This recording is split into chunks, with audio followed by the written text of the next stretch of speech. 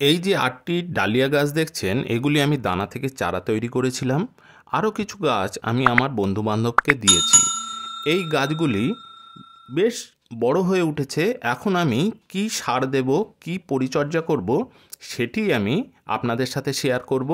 এই গাছগুলি এখন বেশ ঠান্ডা পড়ে গেছে, কুঁড়ি আসার মতো সময় চলে এসছে, কিন্তু এই গাছগুলিকে আমার আরও বড় করতে হবে। আপনারা যারা ডালিয়া গাছ এখন বসাচ্ছেন তাদের জন্য এই ভিডিওটি আদর্শ।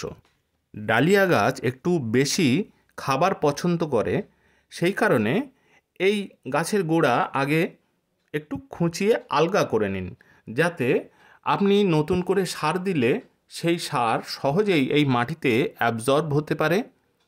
আর গাছকে বড় করার জন্য নাইট্রোজেন জাতীয় সার বেশি পরিমাণে দেয়াই ভালো। ডালিয়া গাছ যাতে বেশি পরিমাণে নাইট্রোজেন পায়, সেই জন্য আমি এখানে ইউরিয়া সার ব্যবহার করব। একটি গাছে এই 1 চিমটি ইউরিয়া সার যথেষ্ট। এই ইউরিয়া সার 1 কিলোর দাম 8 টাকা। আর গাছকে তাড়াতাড়ি বাড়াতে গেলে এই ইউরিয়া সারের জুড়ি মেলা ভার, এটি ফুল গাছ, অতএব আমার এখানে রাসায়নিক সার দিলে কোনো ক্ষতি নেই।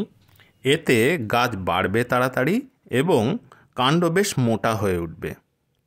ভিডিওটি দীর্ঘায়িত না করে ডালিয়া গাছের পরবর্তী পরিচর্যা অন্য একটি ভিডিওতে আমি দেখাবো। আজ তাহলে এই পর্যন্তই বন্ধুরা, টাটা।